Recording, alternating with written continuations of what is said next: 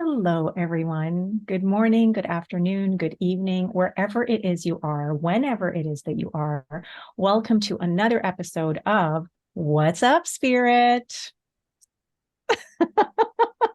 What's up, Lesia? Oh, what is up? So, this is episode 6 for us, right? Episode 6, 6 episodes. Holy moly. So, as we begin, I would like to actually just take some time to really come into this amazing brand spanking new present moment. On the heels of the conversation we just had, let's take a moment. Let's take a few moments. Let's be like really intentional with our presence. We invite you to do the same. And so I invite you to close your eyes or lower your gaze, whatever it is that feels comfortable in this moment. I invite you to bring your attention to your breath, noticing how it moves in and out through your nostrils, in and out through your lungs. Perhaps noticing the rise and fall of your belly or your chest. And just allowing yourself to settle, to dissolve into this rhythm of breath, this rhythm of life, this rhythm of wisdom and knowingness that is breathing you, that is living you, that is knowing you into being. And as I do the same, to start off today, I would like to offer this quote by Ram Dass. I would like my life to be a statement of love and compassion, and where it isn't, that's where my work lies. I would like my life to be a statement of love and compassion, and where it isn't, that's where my work lies. And so as I continue to breathe, as I continue to anchor myself in the present moment, as I allow for these words, the thoughts, the sentiments, the feelings behind them to really land, I allow that landing in every single fiber of my being. I feel the love. I feel the compassion. And as I feel this vibration, as I feel the energetic flow, I realize that what it is I am feeling is not so much something that is coming at me from the outside, but it is an awareness, a recognition, and a remembrance of who and what I already am. And so as I open myself up to more love, to more compassion, knowing that there is this ever-flowing energetic beingness that is always, always in play, I know that this love and compassion that I am is the only thing that is ever going on. I know it is infinite, it is creative, it is always moving and grooving. It is the very essence and foundation of everyone and everything. And so as I know this incredible, amazing, powerful truth for myself, I know this exact same truth for everyone and everything. I know it for my beloved friend Sheri. I know it for the entire Victoria Truth Center community. I know it for everyone within the sound of my voice, everyone and everything that is, was, and ever will be. Love only, compassion always. And so I know that no matter what is going on, no matter what is being felt, no matter what is being experienced, that at the very core, at the very center, at the very epicenter of our souls is the truth of who and what we are, always, in always.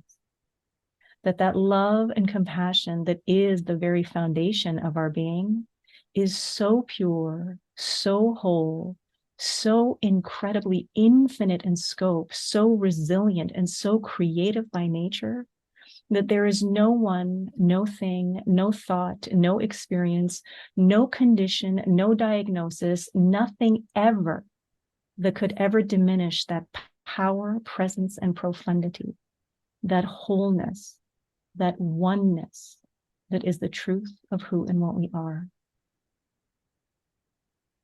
So as I continue to breathe, as I continue to find myself being breathed, I continue to open up, surrender, and acquiesce to the truth of who and what I am, in spite of circumstances, knowing that the love and compassion that is the very beingness of everyone and everything is infinitely more powerful, creative, and resilient than anything that I or anyone else could ever think, believe, or feel than we could ever experience.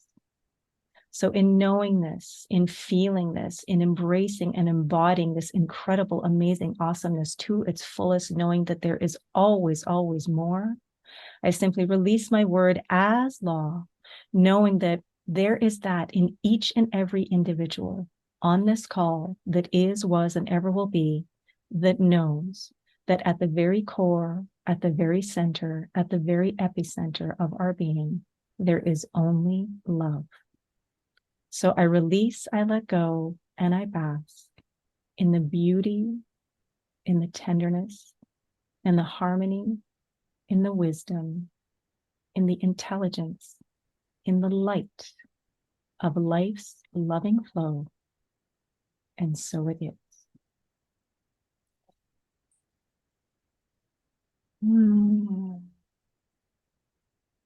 So as you continue being breathed, as you continue being lived, as you continue being known into being, know that that which is loving you and living you and knowing you is the thing that you already are. Pure love, pure compassion, always.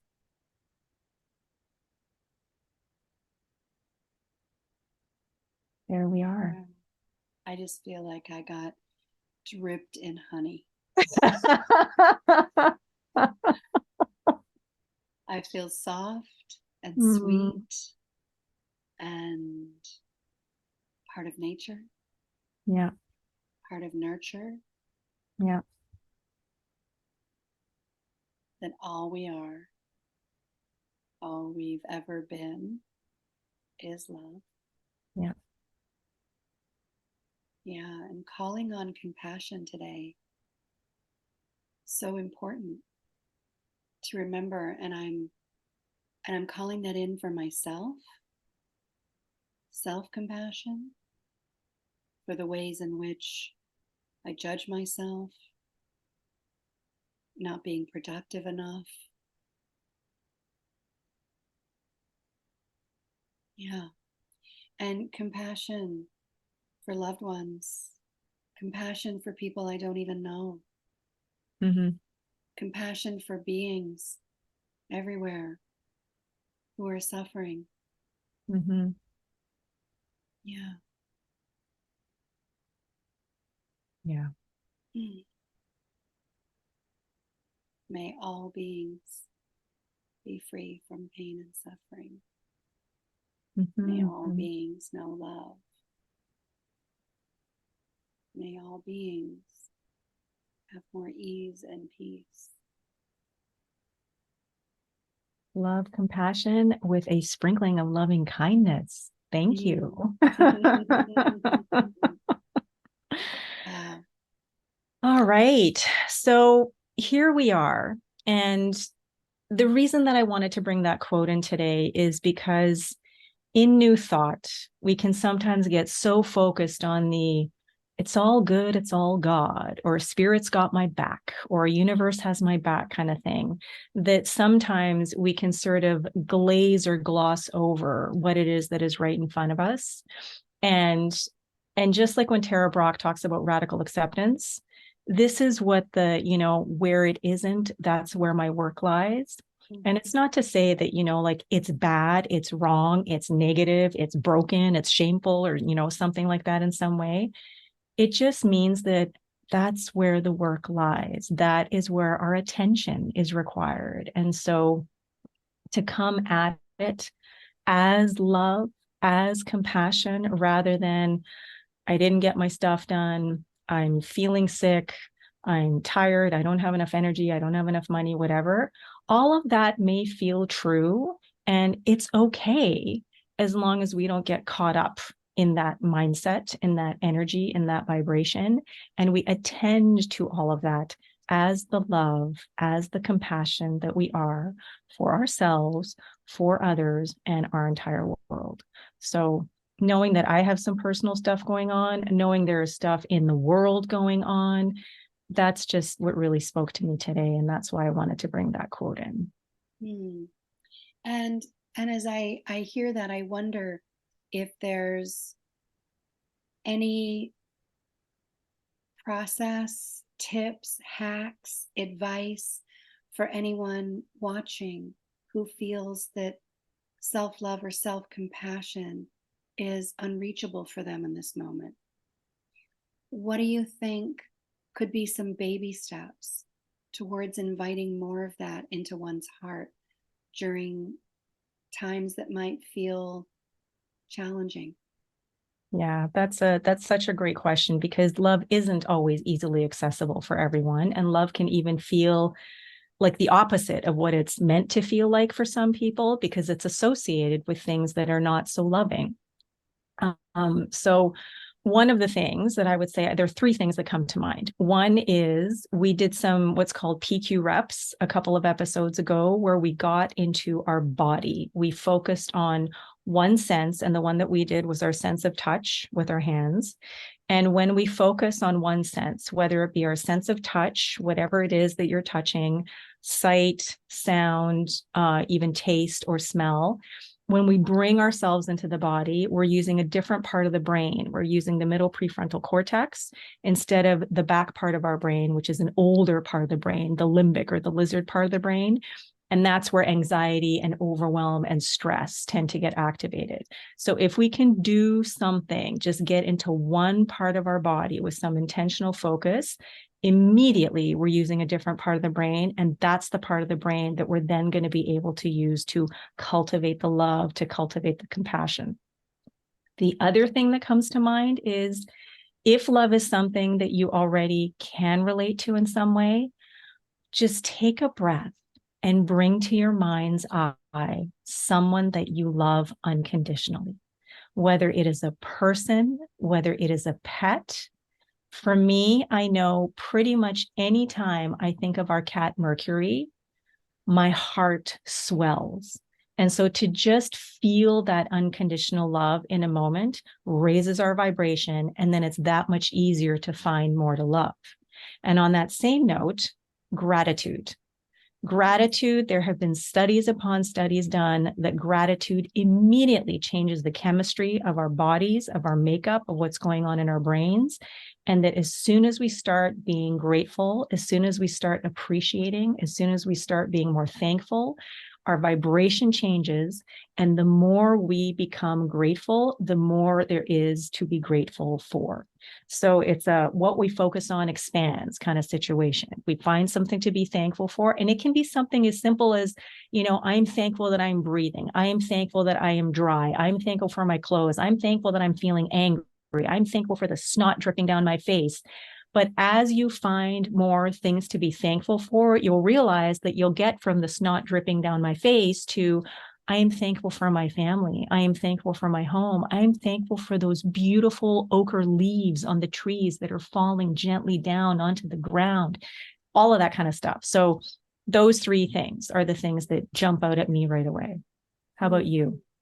Yeah. Well, I'm just really sitting with what you shared, the focusing on one sense Mm-hmm. and just really being with that experience. Yeah. And fostering, nurturing unconditional love and how you feel for another helps raise your vibration so there's more accessible to you for you. And this idea of expanding gratitude, yesterday I was on a call with someone I hadn't connected with in a while. and she was asking me about my life. And I found myself counting my blessings. And as I shared my many gratitudes, she said, it's been so many months since we've connected. And I remember that was the theme of our last call. Mm. And I said, well, I guess the more I'm in it, the more I'm grateful, the more I expand my awareness of my gratitude, the more there is to be grateful for.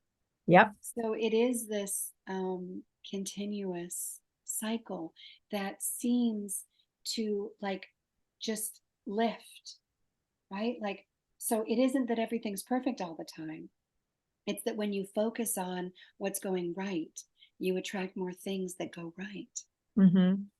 And as I talked about my return home to Vancouver Island and back into this community at the Truth Center, how in alignment it must be with the role that I'm here to play, Mm-hmm. because I keep receiving gifts that let me know I'm on the right path, Mm. that let me count more blessings. So thank you for bringing in the potency of a gratitude practice. Mm-hmm. Yeah, Yeah. I really appreciate that share. Um, and I would offer from my playbook, movement, putting a single song on, and being in a space with yourself and a favorite song, and to just move your body. Be grateful that you have a body that does move. I mean, what a crazy thing that is.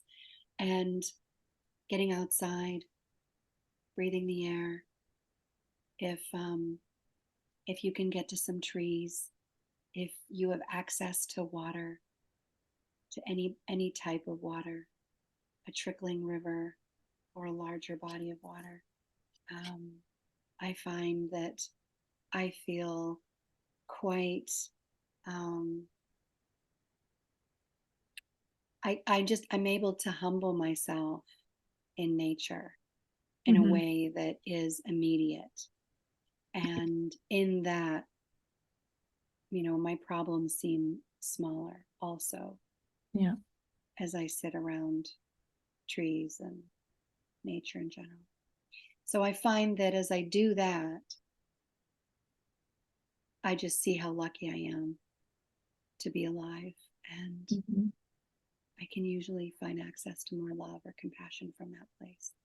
Yeah. Yeah.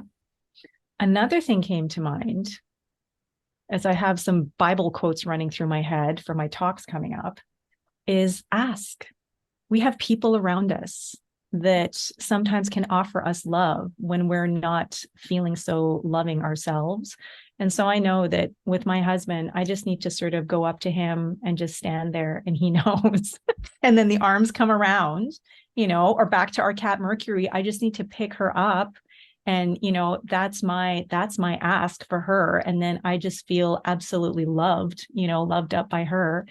And so sometimes to just ask, for a hug or for some love or for some acknowledgement, for some appreciation. I'm right here. I could really use whatever, because there are people in our lives that are there ready and available to just love us up at a moment's notice. And sometimes it's not so obvious to them. So if we ask, then that extends an invitation to help us get somewhere, help us feel more of who and what we truly are, when in that moment, maybe we're not in a position to do so. Mm.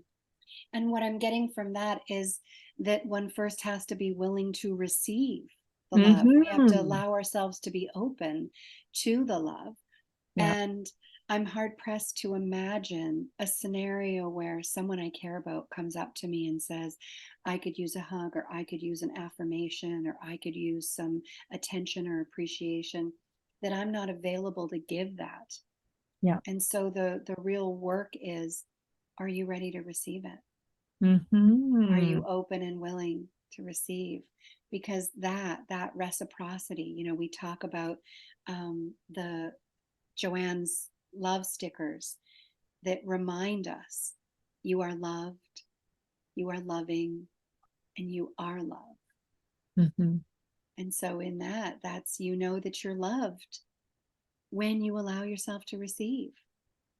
Yep. And you know you are loving when you are giving and experiencing the appreciation from another. Yep. Which brings you back to who and what you are. Here, and so it is. Yes. So there's something I wanted to bring up in today's episode around the theme of wellness. Mm-hmm. And this came from a conversation with a dear friend who'd recently gotten a diagnosis that's unpleasant. And she told me about a wellness center that exists in the US. Mm-hmm. And it's their ethos and their philosophy that I'm fascinated by and I wanted to share. Because I've never been to a website for a group of healthcare practitioners who follow a philosophy. They call it the 3 T's. And so, what they treat for someone who's coming in with a symptom or a diagnosis or any kind of dis-ease Mm-hmm. is they treat the trauma of whatever's occurred for you in the past that might be stored in your body. Mm-hmm. They treat the toxins, Mm-hmm. anything that you might be consuming that is having an impact on your physical body, and your thoughts.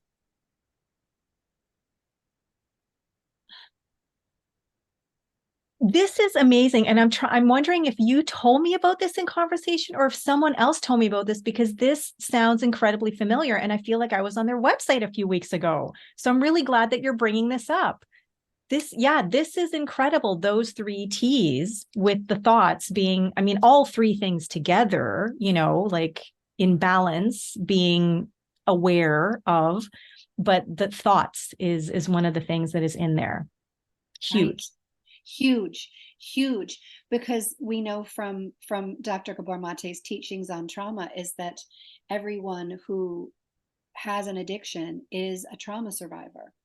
That there's, and that physical illness can manifest through unhealed trauma. And so, Mm-hmm. how amazing to find a group of healthcare practitioners at this wellness company that is looking at, well, what's happened to you in your life, Yeah. and what are you exposing your body to, either Yeah. by what you ingest or put on your skin, and what are the quality of your thoughts and your mental health. Yeah. I mean, yes, please, more of this. Yeah. More of this. Yeah. Phenomenal. Yeah. Yes. And for anyone interested, I'm just going to put a link to this in the place where we post our episode here. Yes. Yeah. Yeah. So let's include that today. Okay. All right. Fantastic. Yeah. And I'll include the Ram Dass quote since that's something that I brought in at the Great. beginning. So Great. And yeah. do you want to check in with any of our followers about their spiritual practice, the challenge that you've offered up for the month of December? Yes, please. And I don't have the card in front of me, but the Spiritual Mastery Challenge. Yes. How is it going? I shared on Sunday during my talk. I said, okay, I'm just going to fess up right away. I blew it on day 2. Well, self-compassion, Lesia, right? And it was because I didn't set myself up for success, because day 2 is my longest working day at the clinic right now. And so I didn't get home till 8:30 at night or something. By the time I had dinner, I had a few phone meetings, and then I went to bed and then I woke up the next day, and so I doubled up. But the intentionality and setting ourselves up for success, and yes, being loving and compassionate with us if and when we, stray or stumble or whatever sort of thing, because there's no right or wrong and there's no you failed. It's just every moment is a brand new opportunity, like brand spanking new. And so Yep. what are you doing with this moment? Right. But I just Right. thought, oh, this is great. Brought this to the community and goofed up on the very second day. But I have been doing my 20 minutes a day reading this incredible book, which is informing a bunch of my talks. So I'm very grateful for that. How about you? How have you been doing with your spiritual mastery challenge? Morning meditation. Morning Okay. meditation before I look at any incoming content on my phone. Yeah. Yeah. So that is my commitment this month. And I do not have a perfect record.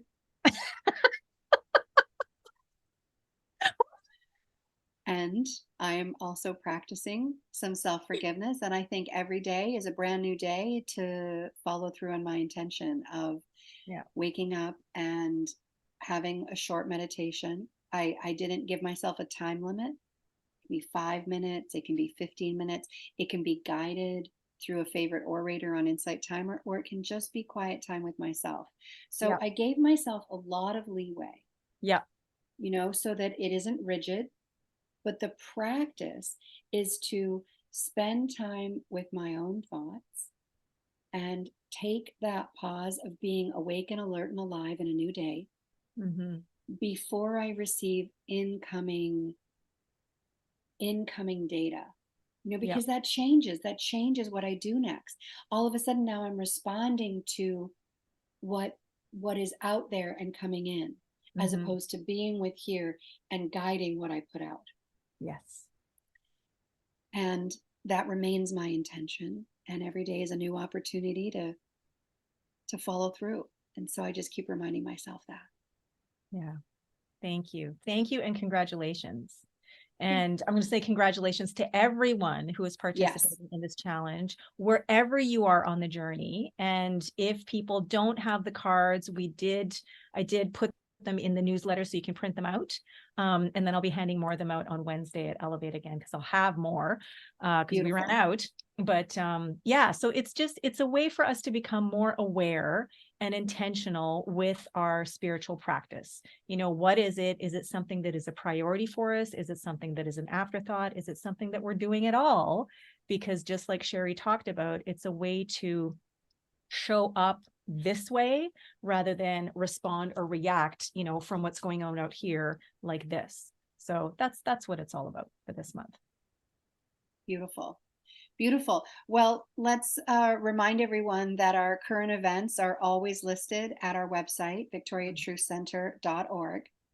And please go there whenever you're watching this to see what's next. And if you're on Vancouver Island, we would love to meet you in person. So show up, say hi, and you will be welcomed. Now, on that note, with that welcoming, Sheri, do you want to talk just a little bit about what's happening with the next Radiate? Because we have a pretty special guest who's coming to the next Radiate, right? We do. We do have a very, very special guest, and his name is Alex King Harris. He is a world renowned musician. He's recorded about 13 albums, and we met through Victoria's Dance Temple community, which just celebrated its 10th anniversary. He is going to do a very special opening ceremony for us using instruments, vocalization, and some recorded sound. And he's going to guide us in to ourselves. And from there, we have an exquisite heart opening guided meditation by Joanne Hugo, and she's going to be accompanied by Kevin Humphreys on the singing bowls. We have a couple of incredible performers showing up to entertain us in a variety of ways. And there'll be a very surprising final number that you're just going to have to show up and see. It'll be Friday, December 22nd at 7 p.m. Doors open at 6:30 if you're in Victoria. Please come to 2815 Cedar Hill Road. Amazing. Awesome plug. I'm so looking forward to it. And as far as Elevate goes, Wednesdays, 7 to 8:30 p.m. And we're going to have a very special Elevate on the last Wednesday of the month, December 27th. We're going to do things a little bit differently. There's going to be a mini sound bath. We're going to do a visioning, and we're going to have a burning bowl ceremony to say goodbye to the old and then usher in 2024. So really looking forward to that very, very sacred ceremony and opportunity to just open up to the infinite possibilities of who and what we can become. And then Sunday mornings, 10:30 is when we start our meditation and community gathering. So that happens every Sunday, except the 31st. We're going to pause and not do anything on the 31st to have a day. So Great. yeah. Well, I cleared my evening on the 27th. I will be back from Vancouver, and I look forward to attending that Elevate. Awesome. All right. Until next week, Spirit. Okay, until next week, Spirit, and Spirit out there, thank you for joining Yes. us. We look forward to being with you again next week. Bye for It's true. now.